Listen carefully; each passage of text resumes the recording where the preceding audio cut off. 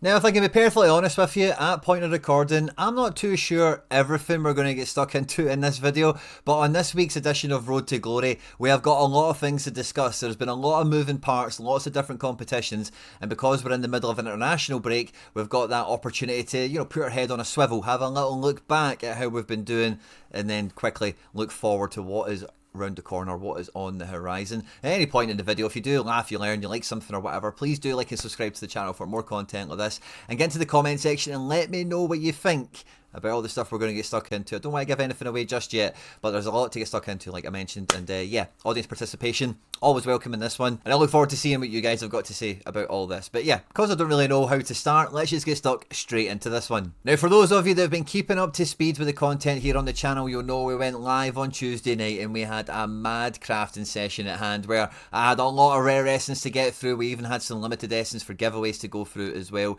and through the peaks and the troughs, I think we made some really good decisions overall, but we ultimately ended up crafting a Philip Cohen, a Julian Brandt, and a Matthias Svanberg. Two of those guys in the Bundesliga, one in Champ Euro somewhere else. But alongside the Lukeba we'd won earlier in the season, the fork in the road I'd found myself at was, do I take the plunge? Do we go after Bundesliga rare in season with the guys we've managed to cobble together? And on Wednesday morning, we went degenning. We went across the market, we did some trading, we did some hustling, we did some bustling.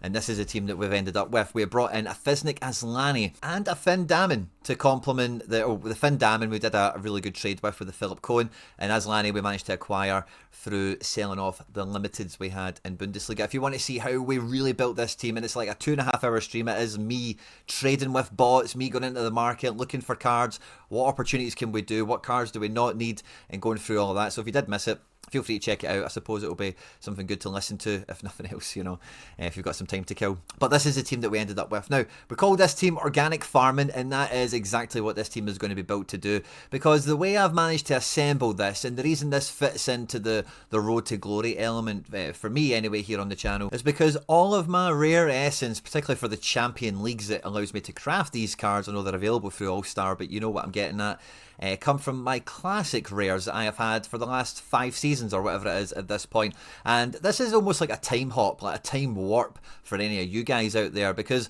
although I won't be keeping my in-season limiteds that we have, that we're playing with for this year, like you've seen with the Bundesliga stuff, I might just trade some of them once we're done with the strategy, or maybe I'll give some of them away. We'll see what happens in the fullness of time. But you guys probably won't be doing that. You'll probably be keeping a lot of, if not the majority of, your in-season cards from this season and using them next year in SO7 to go out there and try and pull some essence so you yourself can win some cards next year to help, whatever your strategy is going to be. At that point of recording, we're in the international break in November, mid-November. We managed to pull Lukeba, those other guys I mentioned before as well, but we've done some good crafting earlier this year where we've sold cards, traded cards around, and I could have even done the same with this batch of guys. But because with my champion rares, the ones that previously, if you want to put your headspace in for yourself, were in season, were yielding for you, and it's kind of like, how do I keep that machine moving? How do I keep those cards yielding for me? How do I keep them enhancing me, enhancing my strategy, enhancing my club?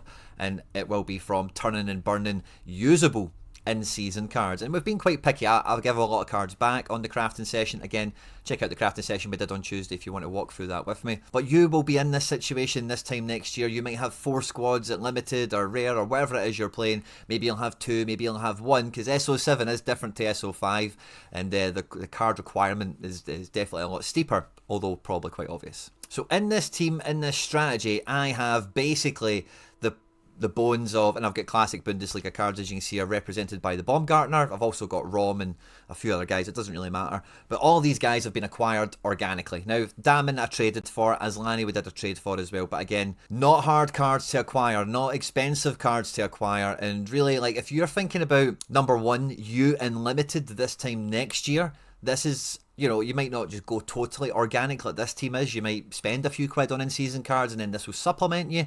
And you've probably seen me doing a bit of that with the Challenger region, the Celtic cards, etc. But this is pretty mean and lean, this build, and it's taken me until November to assemble it. And like I mentioned when I kind of done it, like the ship hasn't sailed on the season. Domestic calendar, we're about a third of the way through it for the most part. So still plenty of the year to go. And yeah, we'll be behind on XP and a few things like that. But on raw score, it's not a bad time to get involved, especially with hot streaks and everything else. So genuinely, everything that comes from Bundesliga in season is cream of the crop, is absolute gravy. Profit for me and my kind of classic rares, as it were. Now, this also offers us a bit of an inflection point as well. We recently did a video on the channel talking about going from limited to rare, and you can see with the Premier League Road to Glory strategy here with the Ryan Christie and the Robertson, the early kind of little green shoots of me doing that strategy, you know, kind of IRL in real time in the Premier League strategy. And there's a lot to be said for that slowly but surely transition up the way, trying to hold on to the base you've got in limited to move up. But what I've did, as you'll see on that trading video for the Bundesliga one, is we completely sold out of Bundesliga. I'd built this Bundesliga Unlimited collection for £70, mainly to hit the Connect mission, which we smashed. I hit the streak in the first week, and then in this week we were going for streak 2, and you know, we didn't quite get there, sadly. We fell just short. And with me being at that fork in the road because of the rares I'd won and stuff like that, I'm not going to play rare and limited Bundesliga in season. You know, I've only got enough headspace, I think, for kind of one of those dynamics. So it made it dead easy for me to just sell all of them. Now, if you're brand new to Sorare and you've only been playing for the last couple of months, you may be signed up by clicking on the link that's in the description of the video and getting yourself $150, pounds, euros, whatever, of market credit, then your initial roster is much more likely an initial market value. Now, prices move, of course, across the season, of maybe quadruple that, you know, maybe closer to the £300 mark, but it only costs you 150 because of the way the credits work. It comes off 50% of your purchases. By clicking on the link, you do support me and all the content here. So if you've not done so already and you're looking for the link, it's in the description down there. If you get stuck, if you've got any questions, reach out in the comment section. I'll help you out. But if you're able to do this now at this point in the season, is basically wrap up that £300 initial outlay. Who knows what it would be worth now, depending on who you bought and when you bought them, etc. But you could do a lot more in the market than what I did yesterday by rolling these guys up. The £70 strategy I got just over £50 for. Now, considering I hit the Connect mission, I did spend some credits on some of these guys, and I hit the hot streak. It's just about in profit, which is nice. But that was genuinely all the money I had to buy Fiznik Asllani, and then we had to trade Cohen for Damon and put a few pound over the counter to make that deal happen, which was all well and good. And, you know, again, some of you guys were chatting to me, I forget who it was, or I'd credit you in the comments, I'm sorry, but talking about being a bit more aggressive and going from limited to rare. And I think, like, if you imagine that initial Bundesliga pile I had was, like, worth, even just say 200, picking up the Lukeba for £90 or so, give or take. Julian Brandt is like 20 quid. And even Damon, the goalkeeper, I think was down about the £35-40 mark. The players we've got here are not too inexpensive, but the build style, I think, is quite important, because Asllani doesn't have European football. He's a bit of an up-and-coming prospect, and out of the price banding, I just found him the most appealing forward. But guys like Brandt at a big team, Lukeba at a strong team that are quite consistent, captain capable. Brandt has a bit of a fitness issue, which maybe makes his price more achievable. And because of that, I do have a Svanberg that I planned on being essentially the depth for this team. But one thing that got me worried is that if I got an injury to the striker, I don't really have a backup striker to play. But if I got which is a problem, and I will need to sort that out. But if I got an injury to Lukeba, I would be worried at playing Brandt and Svanberg as a double midfielder. Just between his injury record and Svanberg, I had a look at the Wolfsburg depth chart in a bit more detail, and I don't really like where Svanberg is sitting on it, so he's actually now on the chopping block. I would rather hold him because he's a first owner card, but Julian Brandt, first owner, I think with Lukeba is a good enough little spine. Point of this little story for you is that I took a few of the Ligue 1 guys, and we'll get to Ligue 1 in a second, that I wasn't going to be using when we came out the international break, and I rolled them up and I turned them into a Fabian Rieder. Now, this is a guy that I had identified for the Bundesliga Road to Glory stuff, and a few other videos that we've did. I forget which ones precisely, but takes set pieces, or takes some. I don't think it takes that many because his AA isn't wild, but as a forward, creative, attacking player, certainly. He's been getting decisives for Augsburg. He's not a fantastic smasher, but he plays all the time. Doesn't have midweeks to worry about. And as long as he's fit and available, he'll be good to go. And the game coming out, the international break, Augsburg are at home to Hamburg. I think it'll be a very good game for Fabian Rieder to bring in a 60. If I get any word that Brandt's going to play, you know, there could be some other options that we play around with here, but I just wanted to bring in that Rieder while he was cheap. And I just wanted a bit more comfort that I now have the ability to, like, imagine Lukeba's injury was quite bad. I think he'll be back after the international break, but imagine he wasn't around. I could now build a team that would look something like this and be a lot more comfortable with it. Whereas with Svanberg, if I did have to play him, I wouldn't really be that confident. I would be really biting my nails, having an extra check at the Wolfsburg depth chart, like I mentioned. I still need to get another striker option in. It can be classic, I don't mind, so I'll be on the kind of hunt for something like that. And I don't think I'll be doing much more beyond this in Bundesliga, because I do want it to be very organic. So any classic forward I do bring in, it will complement an existing classic collection I've got, maybe like an Adeyemi. And there's maybe somebody else I could go and look at, because I've got enough collections across a few years, Bayerns and Leverkusens and one or two others, so there'll be an option out there for me somewhere. But I need to get a classic forward, bit of depth in Bundesliga, it seems. But with that Fabian Rieder, I just feel like this is cool now. I can really just set and forget and kind of roll with the punches. Can we craft any more cards as the year goes on, etc.? But this is quite a minimal build. You know, we're talking about imagining classic depth for really defender, midfielder, striker, and then just making sure we've got one to each position. Well, we don't even need to worry about one to each position, because I'm kind of doing two to position in midfield, and that's kind of it. That should support us well enough, as long as both are playing. In the event that Brandt was injured at the time being, and we knew we couldn't play him, again, this is 5 in seasons, we don't need to do that, we can go classic, of course. So yeah, excuse my babbling, but I think for like one position, one player per position and in season, with one of those positions at a minimum having an in-season handcuff, an in-season bit of cover, is kind of like the threadbare minimum for me to now start this strategy.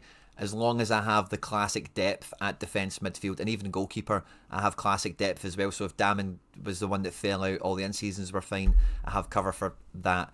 So if you're thinking about your classics this time next year, for example, you probably won't have a problem like I do at classic forward, for example. But we're only really talking about 5 cards to get the team up and going at this point. So if you are thinking about transitioning from rare to limited, like the advice was that we kind of spoke about on the chat, is I think it's something like, I've held onto this Lokeba for ages. Maybe you find somebody that's, I'm trying to think of a good example. Maybe like a Musiala. I know he's like mad expensive, right? But if you just put me in that headspace for a minute, on an injury discount, and you're just kind of waiting for when the time is going to be right, and then slowly but surely you maybe adopt that Premier League kind of strategy that we've done, and then when you're ready to flip the switch, you sell everything and you buy the keeper, you buy the striker, you get the other pieces around it, whatever it might be. Because I do think if you're going to make this wholehearted move, like imagine I was Bundesliga all season, I had a £300 gallery, and I've turned it into this. Like it's a huge gear change. You know, you're going from having 3 or 4 teams probably down to 1, maybe 2, depends on the depth that you put in. And the second team's kind of hedging your bets, throwaway level at that point. Just a lot less fun to be had. There's just generally going to be a lot less decisives to go around.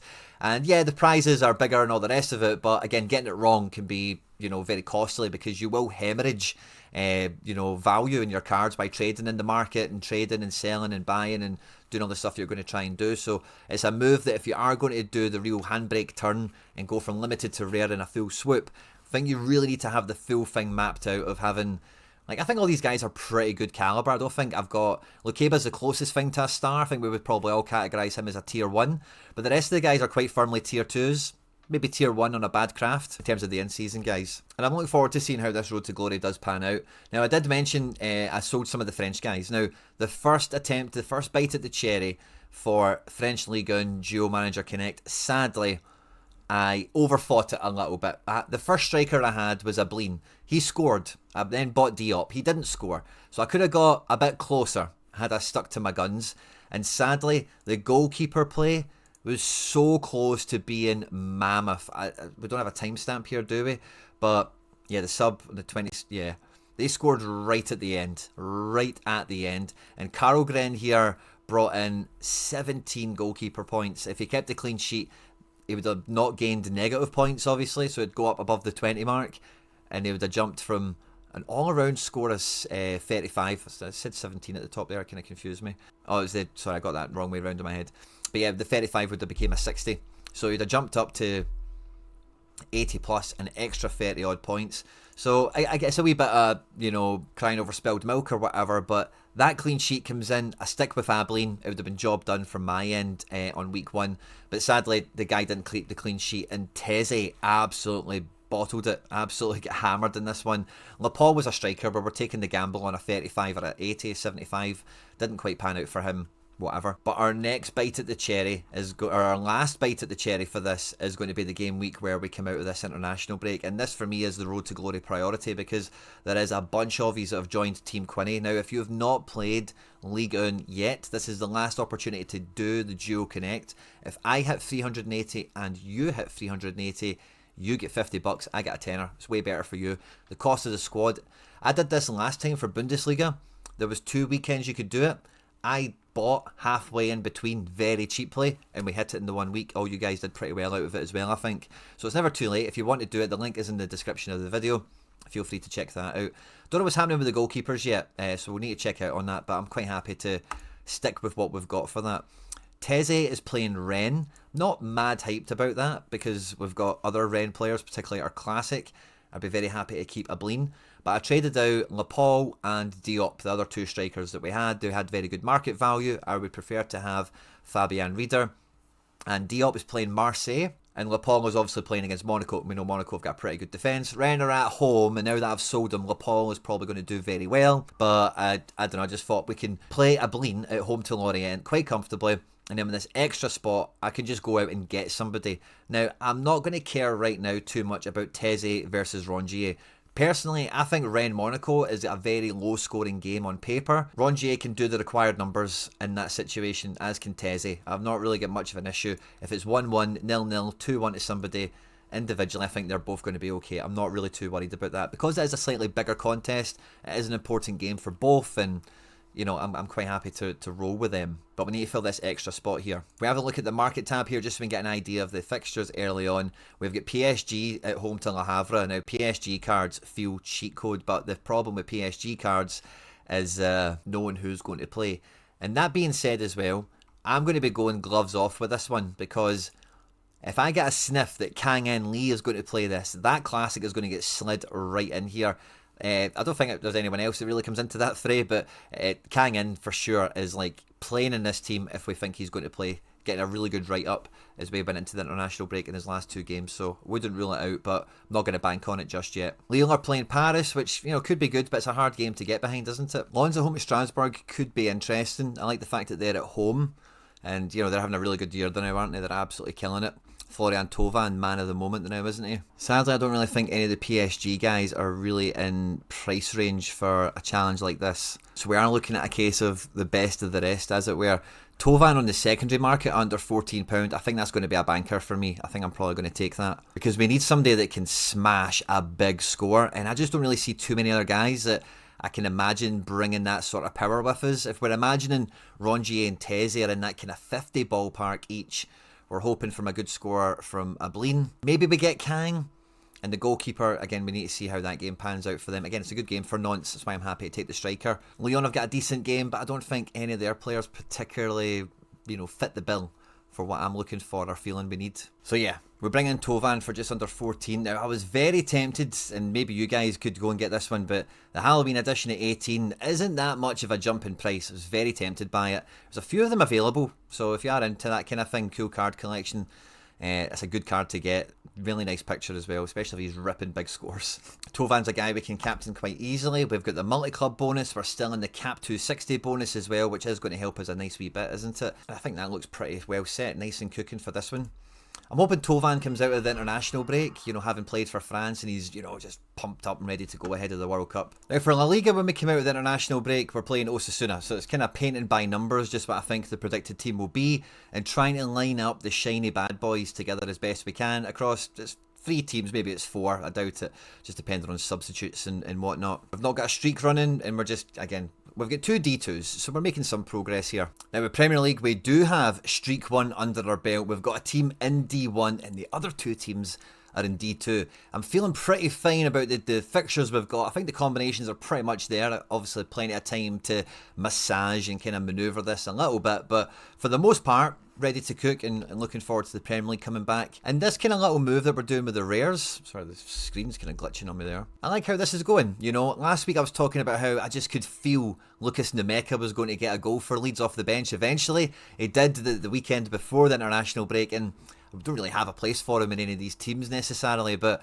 it did make me think, oh, I wonder if I did just buy him and put him on these teams as another rare. Could he break into the Leeds team and be a bit more of a formidable striker like I know he can be? And I was starting to kind of ponder on that. So if we do make any moves to this, it will be red. It will be rare moves that we'll be adding in. Guys, right under the radar, very economic, very cost effective, with maybe the view of, you know, later on we've got that little springboard to go into, but limited in season, sitting in a nice little pretty position. When it comes to Road to Glory, we are at the sharp end. We are almost at the finish line for MLS this year. We have got 3 streaks locked and loaded, done and dusted in the bag. This weekend, we are after streak number 4, and it's a playoff game. It is do or die. It is go big or go home. NYC away to Philly. This is always a really tough game. I've got a team in D1, 2 and 3 covering the entire squad here. Triple map freezes, a few other doublers that are playing their part as well. And if we hit, one of these teams needs to hit 450 points. I think the top 2 teams have a chance of doing it, but it is playoffs. There's not that many clubs, there's not that many stacks out there, so we're thinking about leaderboard cash as well, and this might be the last chance saloon. This might be a little bit of sudden death streak action as well, because if we do hit the 450, we assume and hope NYC have won the game as well. We get another game to go for streak 5 in the next round of the playoffs. I'm absolutely buzzing thinking about it. As I look at this, I would maybe like to make Team 3 a tiny bit better, and if I could do that for very, very cheap, then I might just think about it. Now, for my own stuff that I really focus on, my own gallery, my rare in-season challenger stuff, it has been D-Gen season. I think we might just be about at the end of that. I've been saying that for a while. I'm trying to speak it into existence, I think, more than anything. And that really runs on its own set of tracks. And the Road to Glory stuff that we do here on the channel, I'm trying to express, I'm trying to show, and I'm trying to, you know, do a lot of different strategies, a lot of different routes to success, depending on when in the season we started some of these strategies. Is there a promotion or not? Is there a market opportunity? Something's got really cheap. And I think now the series and all the different roads of glory that we've got here have got their own, I'm really happy with the way they sit. And I think at this international break, as I kind of scroll across it all, MLS will be soon retired for the year, of course. I'm really happy with where everything is right now. And, you know, in the next video, we'll be kind of maybe doing this. Maybe we'll look at rare in season after D-Gen season, how that now sits. Like I said earlier, we're only like a third of the way through the year. There's been so much trade and so much gallery construction by me and by you guys. I see it in the comment section. I see it on the gallery review shows.